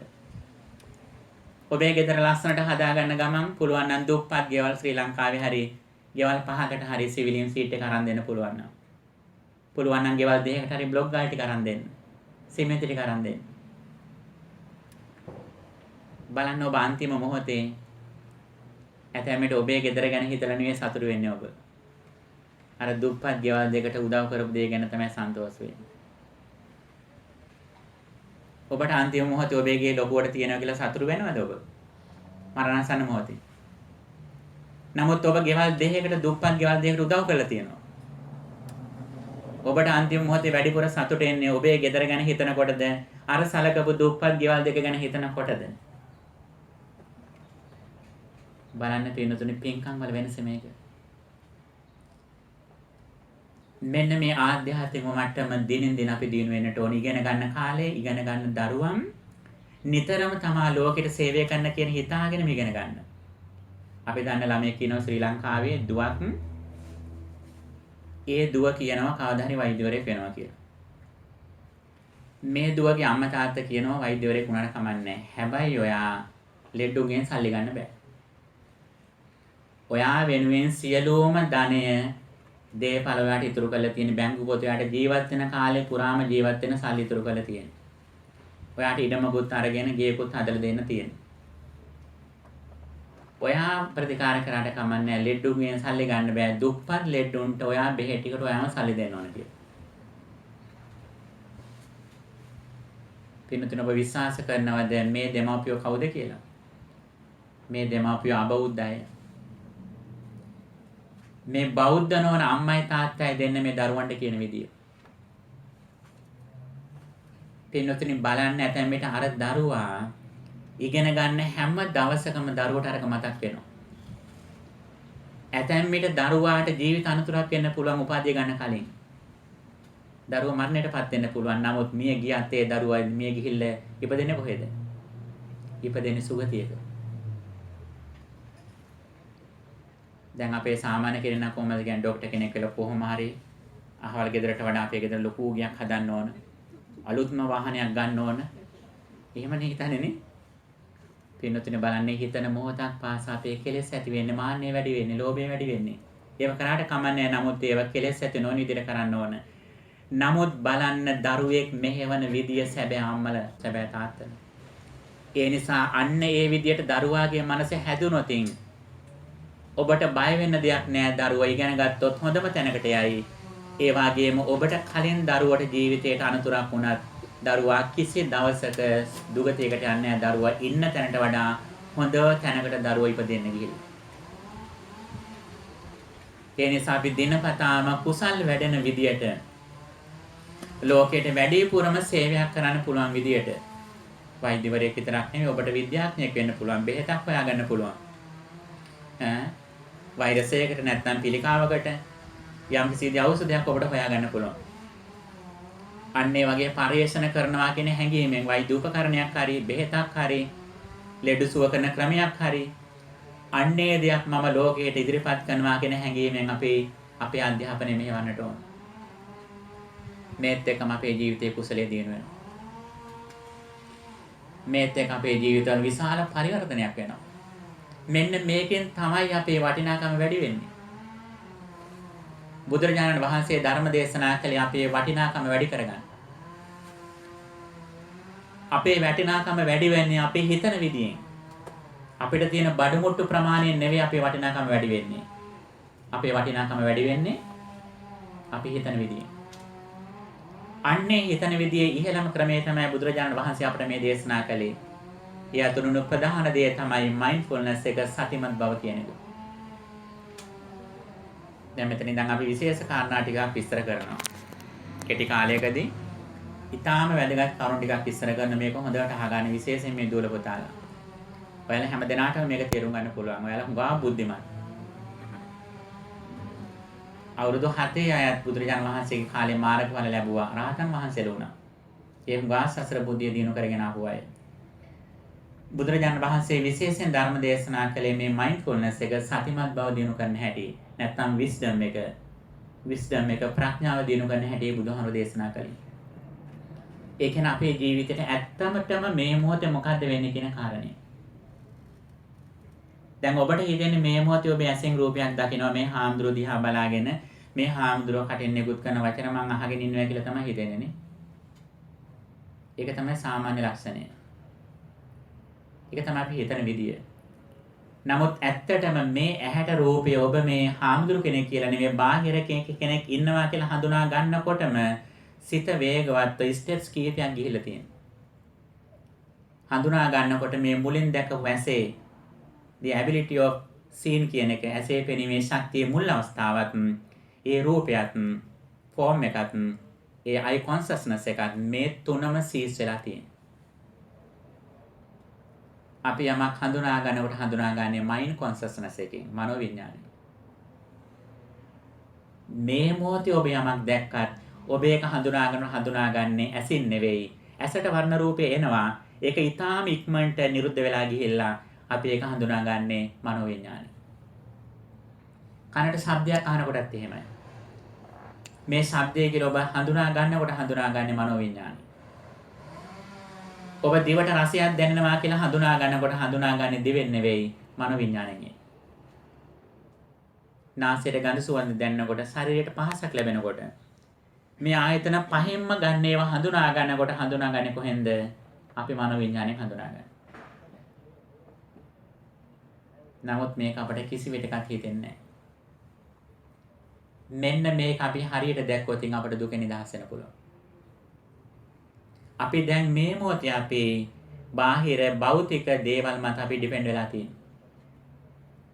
නමුත් අපි හරියටම දැක්කොත් මේ පේන සියලුම ලෝකය අපි ඒක ඇක්වයර් කරනකොට, අපි ඒක අන්ඩර්ස්ටෑන්ඩ් කරනකොට අර මුල් එක්ස්පීරියන්ස් එක සීස් වෙලා කියලා දැක්කොත් අන්නේ දකින්න එක තමයි ප්‍රඥාව. අන්නේ දකින මොහොතේ සිහියෙන් ඉඳීමට තමයි මයින්ඩ්ෆුල්නස් එක කියලා කියන්නේ. දැන් මේක අපිට සාමාන්‍ය විදිහට කිව්වට තේරෙන්නේ නැහැ. ඊටම සරල උදාහරණයක් කියන්න. අපි නිතර බනවලදී කියන උදාහරණයක්. අපි වාහනයක් ඩ්‍රයිව් කරන බලන්න. වාහනයක් ඩ්‍රයිව් කරනකොට නිතරම අපි ආඩි 20ක් 25ක් ඉස්සරහා බලාගෙන තමයි ඩ්‍රයිව් කරන්නේ. අපට හිතෙන්නේ තමන් ඉන්නේ ඉස්සරහා කියලා. හැබැයි තමන් ඉන්නේ කොහෙද? ඉන්නේ පිටුපස්සේ රෝද හතර උඩ ඉන්නේ, මේ වීල් හතර උඩ ඉන්නේ. නමුත් අපි ඩ්‍රයිව් කරන්නේ ඉස්සරහා බලාගෙන. අපි කෑම ටිකක් කනකොට කෑම ටික රසය කියලා අපි කන්නේ කොහොමද? පිඟාන දිහා බලාගෙන. අපි හිතන් ඉන්නේ පිඟානේ තියෙන කෑම ටිකයි රහ කියලා. නමුත් ඇත්තටම මේ මොහොතේ රහ එන්නේ කොහේකින්ද? අර කටේ කෙලත් එක මිශ්‍ර වෙච්ච කෑම ටිකෙන් තමයි රහ එන්නේ. අපිට හිතලා තියෙනවද ඒක? කවදාවත් නැහැ නේ. අපි ඩ්‍රයිව් කරනකොට අපිට හිතලා තියෙද අපි ඉන්නේ මේ රෝද හතර උඩේ කියලා. නමුත් ජීවිතය අතහරිත අපි රෝද හතර උඩේ ඉන්නේ. අපි කෑම කනකොට රස විඳින්නේ, රස දැනෙන්නේ අර කෙලත් එක මිශ්‍ර වෙච්ච වමනයක් වගේ කෑම ටික. පිඟානේ තියෙන ලස්සන කෑම නෙවෙයි. අපි බලන්න රෑට ටෝච් එකක් ගහගෙන යනකොට එකපාර සර්පෙක් හිටියොත් බය වෙනවනේ. ඇයි බය වෙන්න හේතුව? ඇයි බය වෙන්න හේතුව? අපි ටෝච් එක ගහ යනකොට අපි හිතන්නේ ටෝච් එක එළිය තියෙන තැනේ තමන් ඉන්නේ කියලා. ඒක තමයි බය වෙන එක පාර. සර්පේ දැක්ක ගමන් බය වෙනවා. අපිට දැනෙන්නේ අපිට ඒකයි තමන් අතරේ ලොකු ස්පේස් එකක් තියෙයි කියලා. අන්නේ වගේම තමයි එතකොට කෙනෙකුට හිතේ එහෙනම් කකුල් දෙක ළඟ හිටියොත් බය වෙයි කියලානේ. පින්නොතිනේ කකුල් දෙක ළඟ හිටියොත් අපි බය වෙනවා. හැබැයි රහතන් වහන්සේ කෙනෙක් බය වෙන්නේ නැහැ. කකුල් දෙක ළඟ නෙවෙයි ඇඟට සර්පය වැටුණත් රහතන් වහන්සේ බය වෙන්නේ නැහැ. ඇයි හේතුව? ඇයි හේතුව? රහතන් වහන්සේ දනෝ ඇඟට වැටිලා ඒක හඳුනා ගන්නකොට හඳුනාගන්නේ කාය විඥානේ නෙවෙයි මනෝ විඥානෙන් කියලා. සමහර රහතන් වහන්සේලා ඇඳේ කුටි ඇඳේ ඉන්නකොට ඊටාම දරුණු සර්පය ඇඟට වැටිලා තියෙනවා. ඒ සර්පය ඇඟට වැටිච්ච ගමම්ම මුළු ශරීරයම නිකන් වැලි කැට වගේ විහිදලා යනවා. ඒ තරම්ම විසගොර සර්පයක්. සමහර රහතන් වහන්සේලා කියලා තුන ඉක්මනට මගේ මේ ශරීරේ බොඩි එක ඉක්මනට එළියෙන් තියන ඇඳත් එක්කම කියලා. බය වෙලා නැහැ. එතකොට අද අපිට බය හිතෙන්නේ යමක් ගැන ලෝභය හිතෙන්නේ ආසාවක් හිතෙන්නේ කෙනෙක් ගැන අමනාපයක් හිතෙන්නේ මොකද්ද? අපට යම්කිසි රූපයක් මතක් වෙනකොට අපි හිතන්නේ ඒ මතක් වෙන රූපය මේ මොහොතේ ලෝකයේහි ඒ මට්ටමෙම තියෙයි කියලා. නමුත් අපි හිතන්නේ මනෝවිඤ්ඤාණය. පින්නොතිනි මෙච්චර කරන්න තියෙන බුදුදහම. 84000ක් ධර්මස්කන්ධය අතුරෙන් සබ්බේ සංඛාරා අනිච්චා, සබ්බේ සංඛාරා දුක්ඛා, සබ්බේ ධම්මානත්තා කියලා කියන්නේ මේක. ඒකයන්වයන් බෙක්කේ මග්ගෝ සත්තාන විසුද්ධියා යදිදං චත්තාරෝ සතිපට්ඨාන කියන්නේ මේක. ඔබ ඊටාම සුපිරි දක්ෂයෙක් නම් gifted කෙනෙක් නම් ඉහළම ප්‍රඥාවන්ත කෙනෙක් නම් present moment එකට mindful කරගෙන present moment එකට focus කරලා හැම වෙලාවෙම මනසින් යමක් මතක් වෙනකොටම දකින්න දක්ෂ වෙන්න. මේ තමන්ගේ මනසට පේන රූපය දැන් තියෙන රූපය නෙවෙයි අතීතයේ නිරුද්ධ වෙච්ච සීසෙස් රූපයක් තමන්ගේ මනසට මේ මොහොතේ පේන්නේ. ඒ පේන මනෝවිඤ්ඤාණයත් ස්ථිර දෙයක් නෙවෙයි. ඒක මේ මොහොතේ හටගෙන මෙතනම නිරුද්ධ වෙනවා කියලා දකින්න.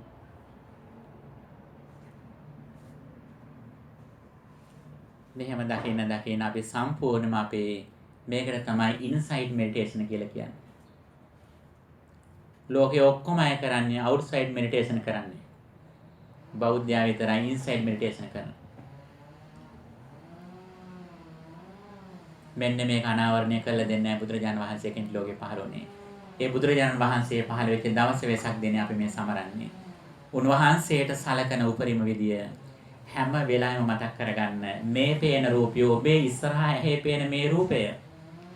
ඔබට දැනට මේ කන් දෙකට ඇහෙන රූපය, ශබ්දය මේ ඇහෙනකොට තමා ඇහුම්කන් දෙන්නේ මනෝවිඤ්ඤාණයෙන් කියලා දකින්න. සුප්පබුද්ධං පවුජ්ජන්ති සදා ගෝතම ශාවකා යේසන් දිවාචරත්තෝච භාවනාය රතෝ මනෝ. යම් කිසි කෙනෙක් මේ භාවනාවෙන් කෙනෙක් නිතර වාසය කරනවා නම් ඔහු ඊටාම ප්‍රබෝධමත් අවදි වෙච්ච කෙනෙක් වගේ හැම වෙලාවෙම සතුටින් ඉන්නවා කියලා. බාහිර කිසිම දෙයකට ඔහුව කන්ට්‍රෝල් කරන්න බෑ. He doesn't depend anything or anyone outside. He completely depend on inside, reflecting on impermanence and selfless.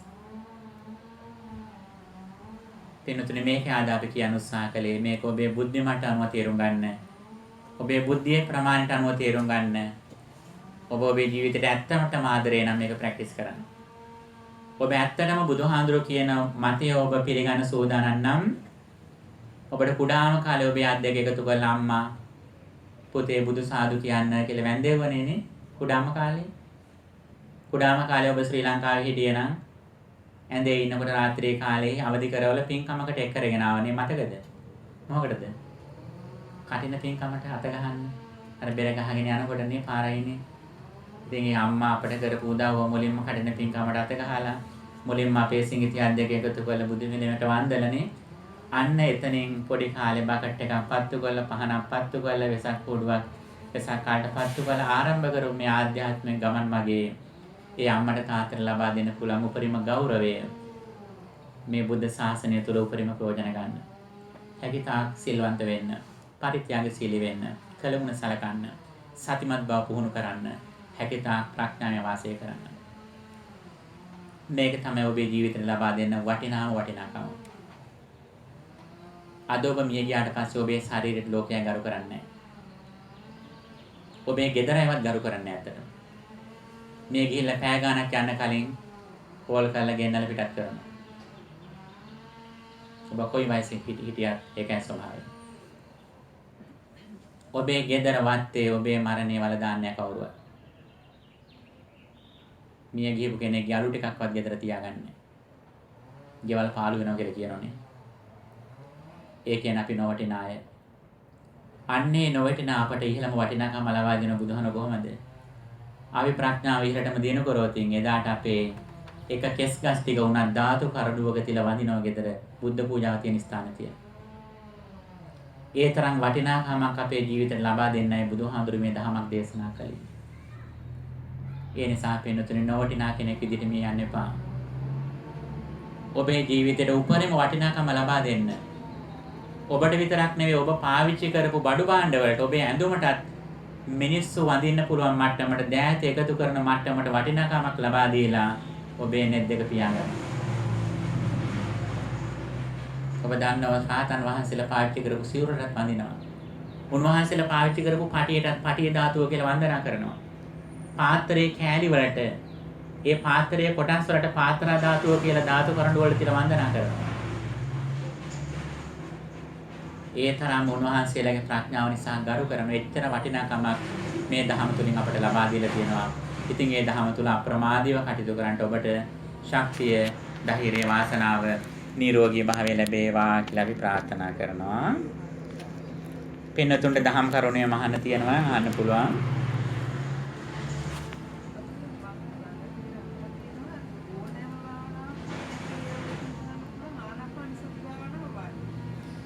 ඇත්තෙම මුල් කාලේ අපට මුල් කාලේ ඉරියව්වක් ඕන එක පුරුදු වෙන කාලේ.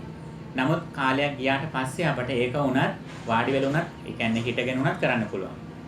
ඇවිදිනකොට උනත් කරන්න පුළුවන්. ඒක ආරම්භක කාලේදී තමයි වාඩි වෙලාම කරන්න කියලා කියන්නේ. නමුත් ආරම්භ කරන කාලේ වාඩි වෙලා හොඳට කරලා පුහුණුවාට පස්සේ කාලෙකදී අපට සක්මන් කරන ගමන් උනත් මෙතෙන්ට මයින්ඩ්ෆුල්නස් එක ફોකස් කරලා හුස්ම ගැනීම පිට කිරීමත් එක්ක අපට අනිත්‍ය සංඥා වඩන්න පුළුවන්. ඔව් ඇත්තටම අපි ඒක තමයි මුලින්ම කිව්වේ විමුක්ත ආයතනය කියන්නේ ඒකයි. අපි කියවනේ ධර්ම ශ්‍රවණයත් විමුක්ත ආයතනයක් කියලා. ඒ කියන්නේ භාවනාවෙන් තොර වූ ධර්ම ශ්‍රවණයක් නෑ කියලා කියන්නේ. සැබෑ ලෙසම ධර්ම ශ්‍රවණය කරනවා කියලා කියන්නේ ඒ බණ අහන වෙලාවත් භාවනාවක් වෙන්න ඕන. ඒ බණ අහන වෙලාවත් Tamanගේ සිහිය සහ නුවණ දින වෙන අවස්ථාවක් වෙන්නට ඕන. දැන් බලන්න ඔබ මේ ධර්ම ශ්‍රවණය කරපු කාලය තුල ඔබේ හිත කොච්චර දියුණු වෙන්නේ නැද්ද? ඔබ ඇදැමට ජීවිත කාලෙම කරපු කුසල් ටිකට වඩා ටිකක් ඔබ හරියට අවධානයෙන් හිටියනම් මේ කාල පරාසය තුල ඔබ කරගන්න වෙන්න පුළුවන්. ඇතැම්මට මේ පැය එකමාරදී ඔබ හිටිය කාලේ හරියට සතිමත්ව හිටියනම් ඒ ඇතිවෙච්ච කුසල චේතනා ටිකෙන් විතරක් වුණත් ඔබට ආත්ම භාව 100ක් විතර සුගතිගාමී වෙන්න පුළුවන්.